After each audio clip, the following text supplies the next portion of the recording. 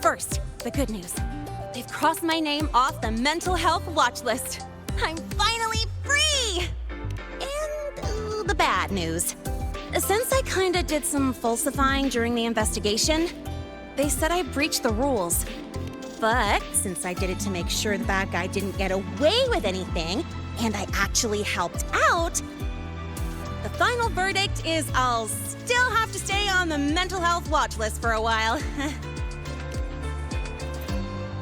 Well, once you have your suspect, the rest is easy. Plus, there's one teacher whose forte can wring out the truth from anyone. But I do have Professor Mornier to thank for sending an official email that explained everything. That's the only reason they believed me. I guess that means it'll be harder to skip her classes now. Dr. Herson said she was overclocked for too long. I'm worried.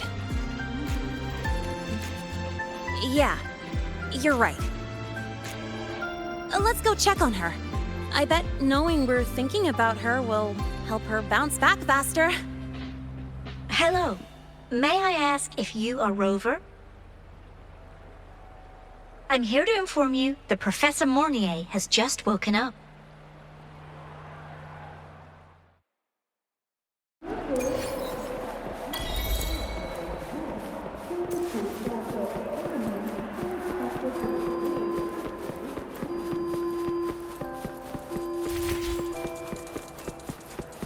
Let's just make do with a Nutri-Pack for now. About the notes you lent me last week?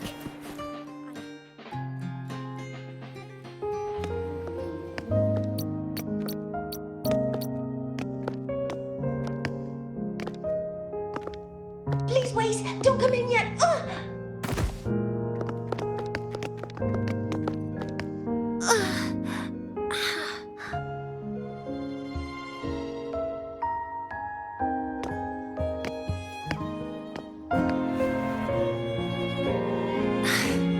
Sorry, my body. I still can't move like I normally do. I've gone through rehab before, and it's been a while since this happened.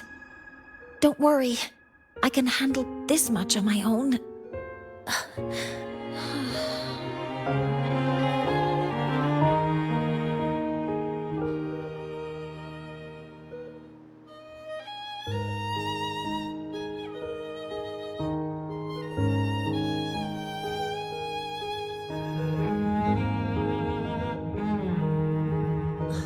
Professor Mornier, how are you feeling now? Dr. Herson said you were in bad shape. It's great to see you've recovered a little. To be honest, at that time, I didn't think I'd make it.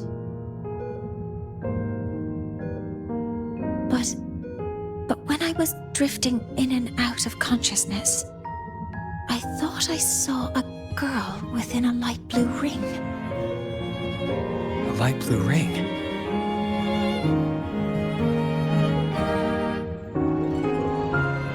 Can you describe what you saw in more detail?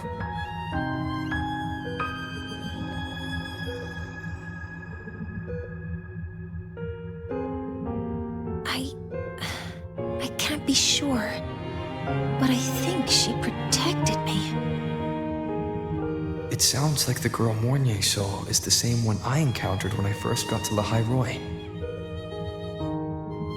She's able to go up against the Thenodian herself and appear in the reactor drive. She's connected with the Exostrider and the Thenodian in ways we still don't fully understand. Figuring out who she is and what happened to her will be the next big task. Rover? Rover! Hey! Stop spacing out! To celebrate Professor Mornier waking up and the crisis being averted, don't you think we should go for a ride? Nothing beats the wind on your face, especially when the three of us still don't have a group picture. A photo under the new Helios. Sounds like it'll make a good souvenir. Yes. Witnessing the rise of the new sun together. That's also the promise between the two of us, Mentor.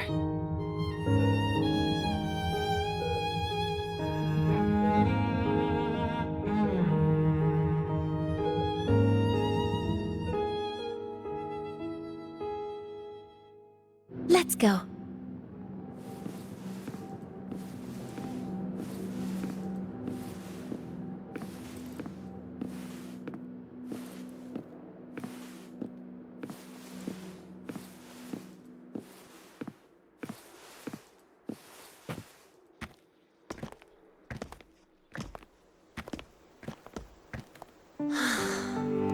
So, not bad, huh?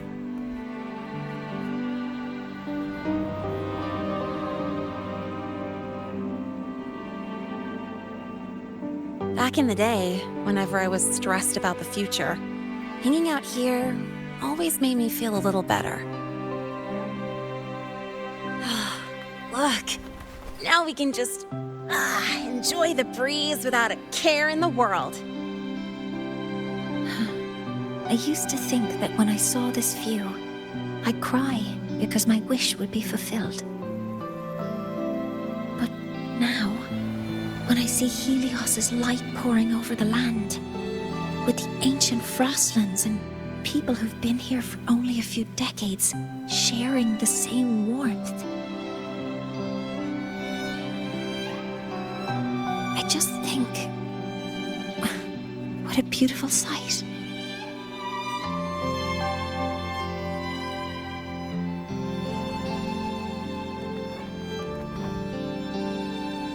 Well, let's scream that from the rooftops! To freedom! To civilization. To new beginnings.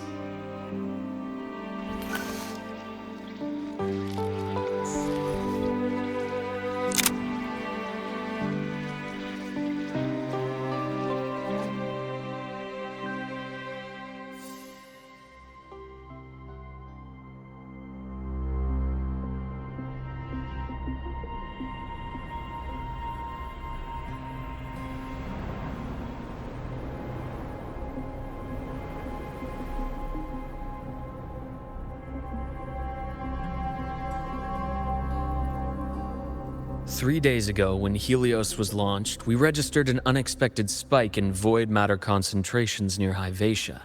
It interfered with the launch. We're still unsure what triggered the surge, but after comparing the waveforms with the device Professor Mornier brought back, we suspect it was an artificially induced void storm. And we found you unconscious close by. Dr. Herson, I really can't remember anything. You can relax. Professor Lucilla has already given you the clear. You're not a suspect. I'm just here for protective oversight, acting as your personal bodyguard, you might say. Aren't you the campus doctor? And you're here to protect me?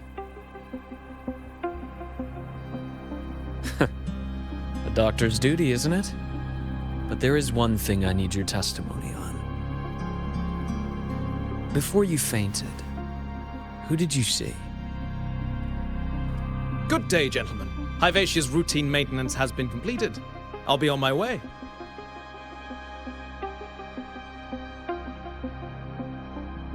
Who's that? Oh, never mind. No time to think about that.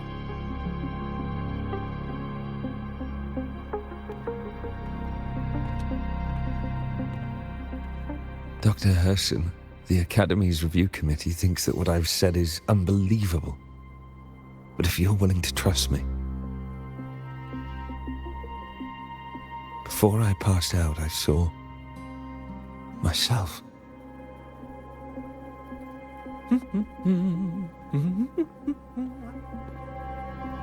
It seems my hastily chosen pawn has proven to be utterly ineffectual. It appears I'll have to add the final flourish to push the story to its climax. But no matter, no matter. I'll simply chalk this up as a poor judgment call. A band of fools who enacted a farce.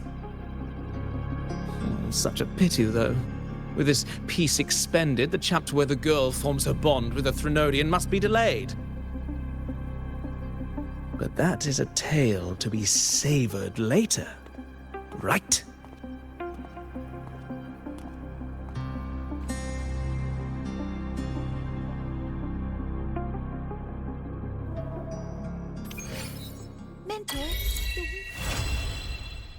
Mentor, the wind may have messed your hair.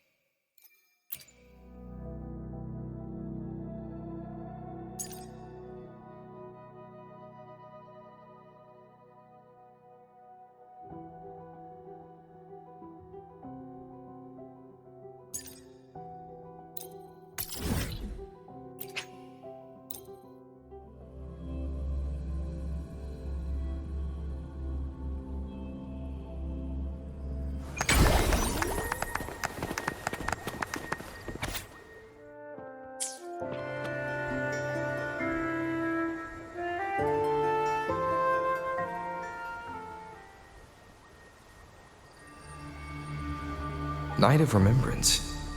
Is that another special event in Eglatown? And this message, is it a prank? Or is there more to this?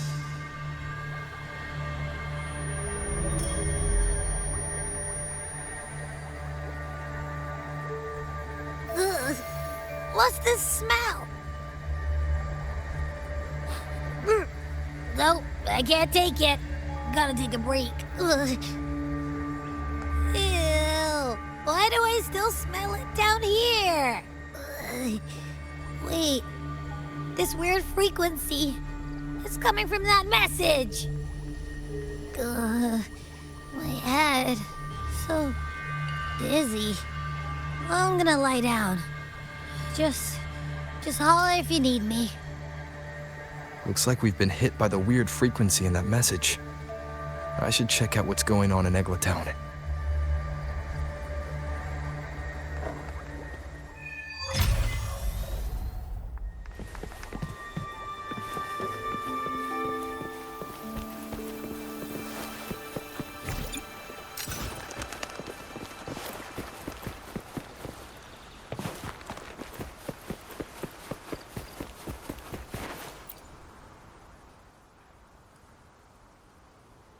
Bells chime, spirits awake, mask up for the ghost parade. Welcome, dear guest. Are you here for the Night of Remembrance? It's the only night in a year when the lost souls return to the mortal realm. Wear your mask and blend into this special gathering. You never know who or what might be hiding behind the mask. Well, that's a play reaction. Can't scare you, huh? All right, let me explain it properly. The Night of Remembrance is an annual festival in Eglatown, dedicated to honouring those who have passed. When night falls, people dress up like ghosts and join in a variety of activities. And, oh dear, can't quite remember the rest. Anyway, to satisfy your curiosity, why not see for yourself? All you need is a mask. Like this one? This is the mask of the laureate. What an honour to meet the new laureate in person. Yes, this one will do perfectly. The laureate enjoys the same privileges as the host of this festival, so please, enjoy yourself tonight.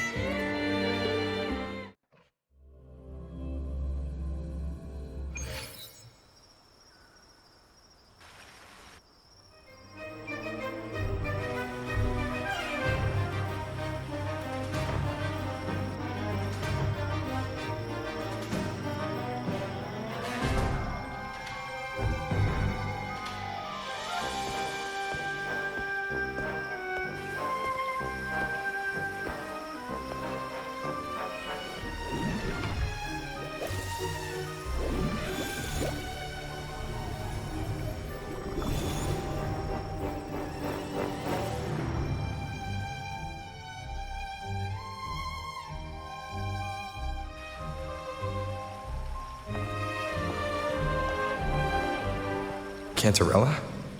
What's she doing here?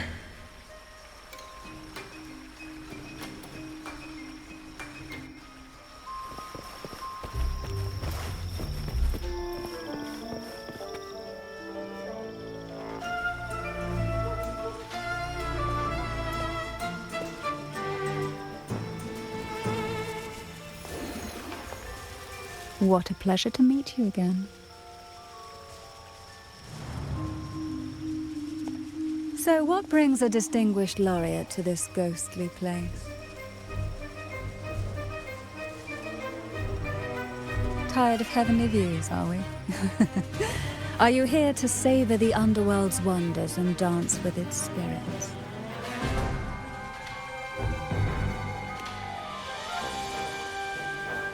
Why not? What harm could there be in a ghost of the deep reveling among spirits?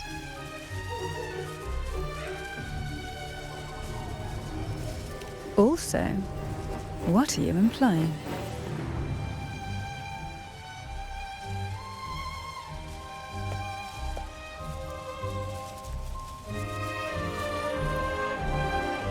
On the night of remembrance, it's only natural that the departed return to the mortal realm for their unfulfilled wishes. Still, it'd be best if they didn't stir up trouble for the living. In my humble opinion, lost souls find peace only when their wishes are fulfilled. Then perhaps they'll stop haunting people. Since fate has brought you here, why not offer your aid to those poor restless souls? I'll join you, of course.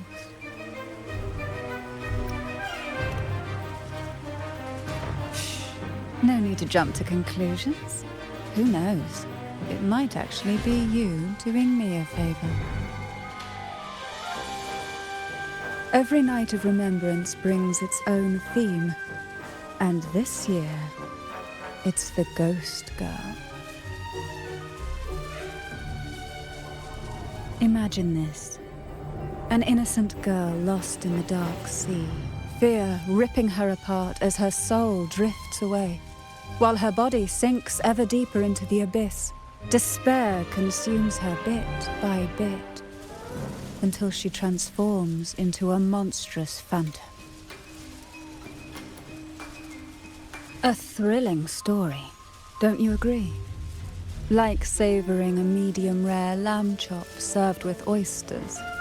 One tender slice and the crimson juice spills, adding just the right flavor to the already exquisite dish.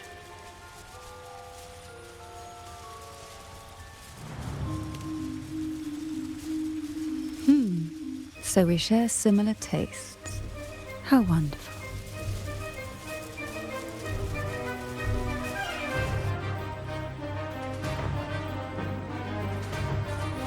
Now, back to our topic. Hidden among the stalls set up for tonight are 3 riddles entwined with the tale of the Ghost Girl. Yet these stalls are rather elusive. Rumor has it that they might even be run by demons. But of course, there are no demons in this world, only distorted frequencies, or men cloaked in disguise, driven by their unmet desires. Dealing with them requires no money. Instead, they sift through your desires, choosing what to claim for themselves. Isn't that enchanting? There's no thrill in simply buying all your heart's desires with mere money. And now, we have the main course for tonight. Whoever solves all 3 riddles and uncovers the mystery of the Ghost Girl can ask the host for an elixir. Whether to turn stones into gold, grant eternal youth, or even bring the dead back to life. Whichever you want, this potion is here to make it real. Such admirable restraint. However, it's too late to withdraw from this game, as the ghosts have already begun to shadow your every step. According to that message, bringing those ghosts back to the mortal realm might clear the effects weighing on you. So might I suggest we collaborate to win the elixir that brings the dead back to life? I could also use that elixir myself. Well, it requires more than you might imagine. The finest ingredients, precise procedures, impeccable techniques, and of course, the proper mood. But with you at my side, even the most intricate elixir would be a delight to create. I'd love to explore this with you, be it elixir or poison. Offer your soul, surrender your flesh, give all you have, call the lost from their rest. That sounds uncanny. Oh, sorry. Forgive me if it unsettles you. It's an old folk song about the Night of Remembrance. They say its eerie melody has a strange frequency that can draw the attention of ravenous demons.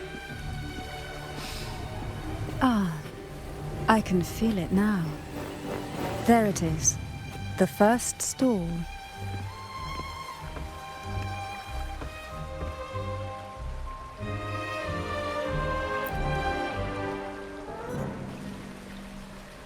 Welcome. Would you like to reach for the brightest star in the sky? Or indulge in the greatest joy of the mortal world? Or maybe nothing could ever satisfy your endless desire. Always so playful, Mammon. Unfortunately, my friend here isn't driven by greed. All we seek is the first riddle of the Ghost Girl, to set the tone for tonight. After all, even the smallest catch can serve as a splendid entree for a grand feast. I see. But nothing comes for free. If you want it, you'll have to trade me something entertaining. Perhaps a loaf of bread that speaks. Oil that melts into water. Or a glimpse into Thessalia's hidden past. Oh, just for me? That would be an honor I'd truly relish.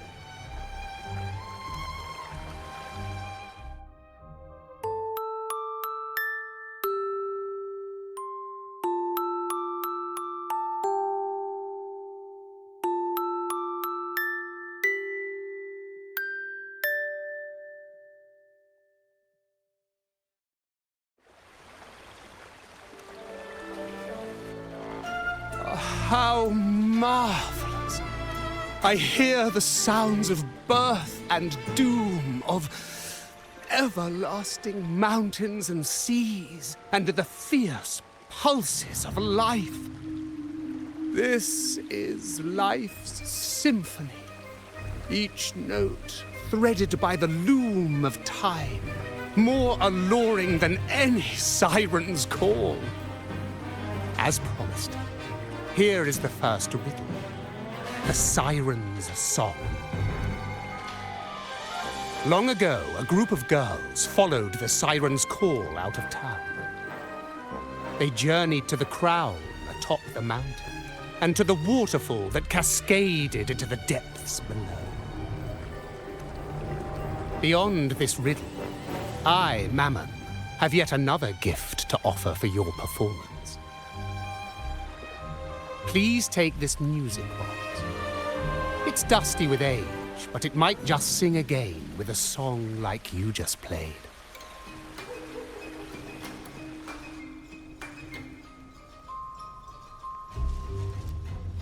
That person does seem a bit extra.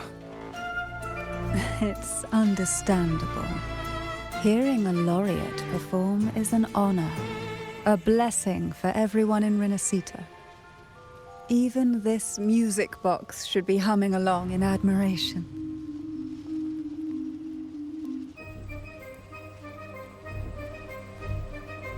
Oh, so that's why this little thing isn't behaving. Someone must have silenced it, leaving it unable to sing.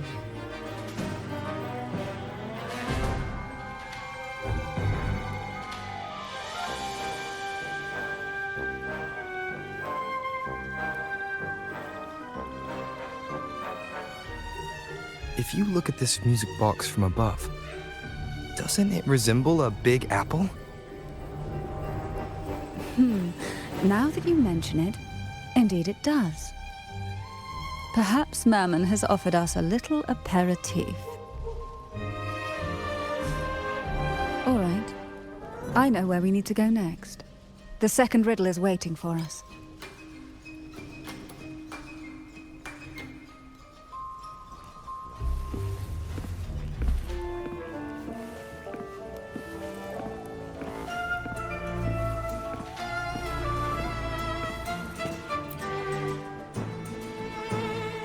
I know what you came for.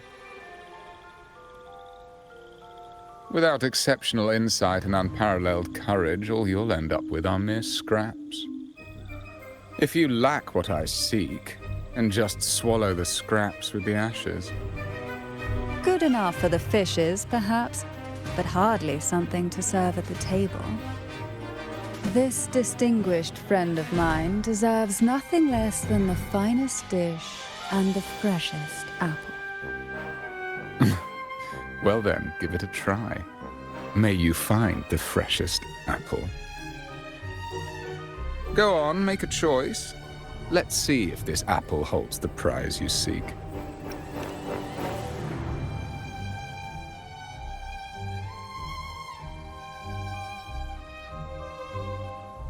That one, please. So, the rumors are true. Nothing escapes your keen gaze, Cantarella the Bane. This little taste of luck is just a starter. Now, allow me to serve the main dish. Here comes the second riddle. The red apple. The girls lined up for their apples, each one in a vivid, glistening red. But why would apples appear in the deep sea? Whether it brings luck or misfortune, taste it and see for yourselves.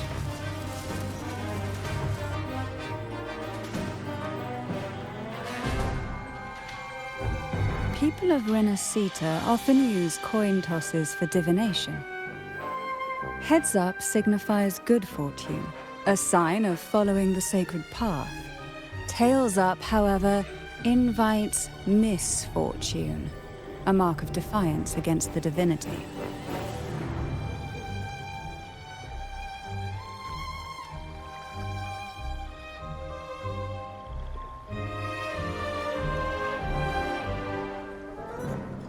Are these dolls blessed or cursed? Perhaps the last riddle will give us a clue.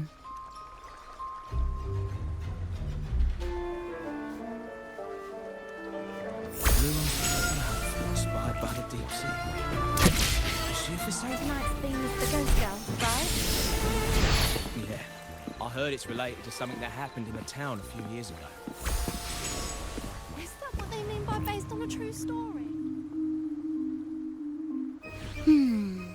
Which is the most beautiful among these dolls?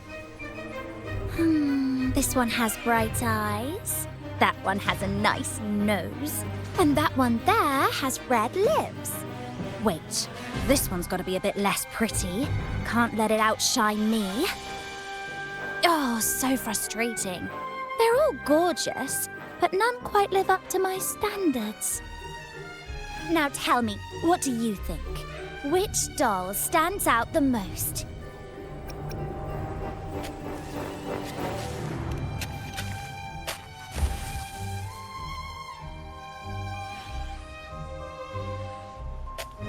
If we obey the divine will, does that really bring us luck?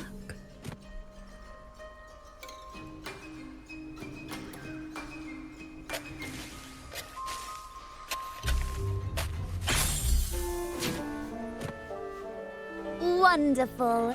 As long as you follow the divinity, luck will surely be on your side. Now, for dessert, I present you with fortune cookies. This is the last riddle. The round hat. A girl dons her red dancing shoes and wears a scarlet hat, ready for the final act of her performance. Now, all the riddles are in your hands. Whether the answers will rise like bubbles from the witch's cauldron, well, that's up to you.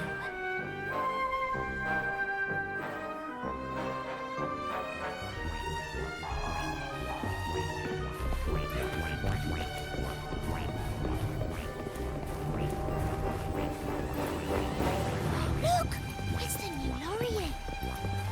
My, oh my, but who's beside him? Looks like some kind of...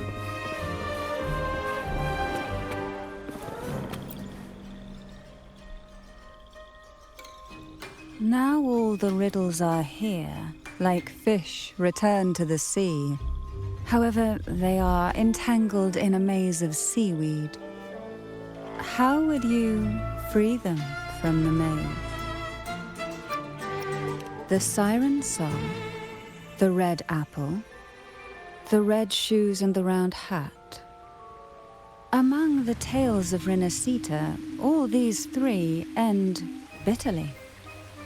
However, with the laureate's aid, we may see a different ending tonight. Since all stories are rooted in reality, perhaps we should take a closer look at the three items we've collected. Let's see. A dusty, broken music box, a cog-like lucky coin, and a doll in a red hat. They're all out of production now. None of the music boxes these days use this kind of cog. Looks like these little trinkets are relics from the past. Good catch. As a girl, I used to while away those endless, quiet hours in the castle by playing with such things. Perhaps some part of me still remembers what to do.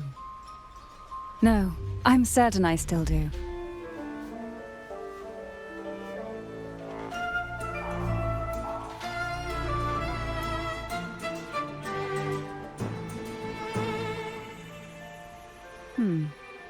It seems all we need is the laureate's performance to breathe life back into this old relic.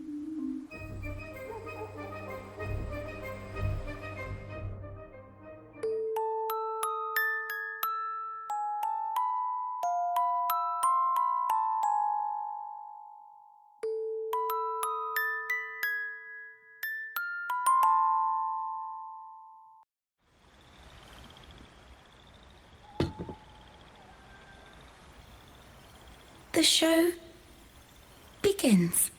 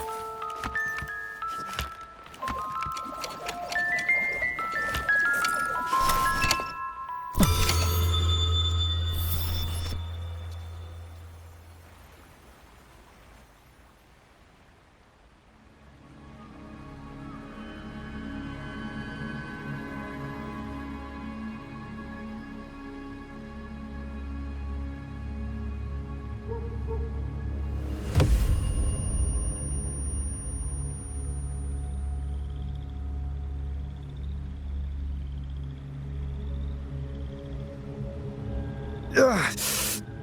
What was that? My head. Ugh.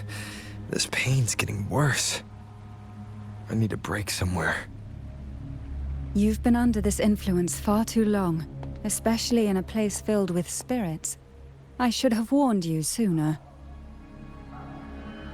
You need a proper rest, and we're not far from Thessalio Fells. Come to my castle. I have potions there that can help ease the strain.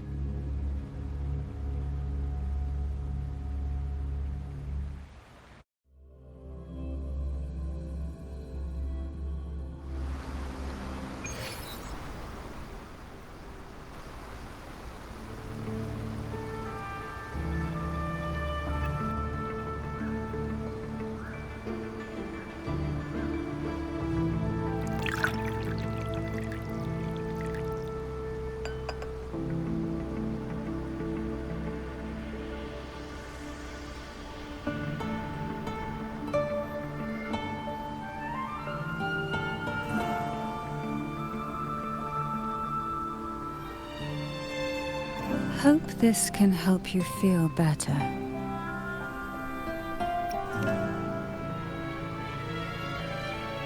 This potion is crafted from freshly crushed barnacle leaves, mixed with the sap of violaca, sea ochre, and sea apple, all fermented in a glass vial.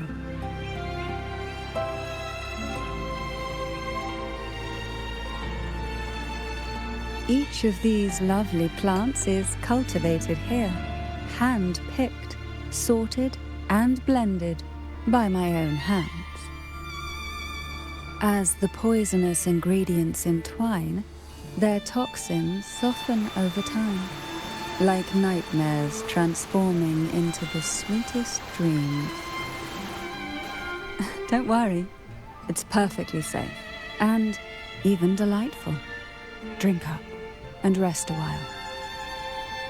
Though I may not be able to lift the curse binding you just yet, I can certainly help tame it for now.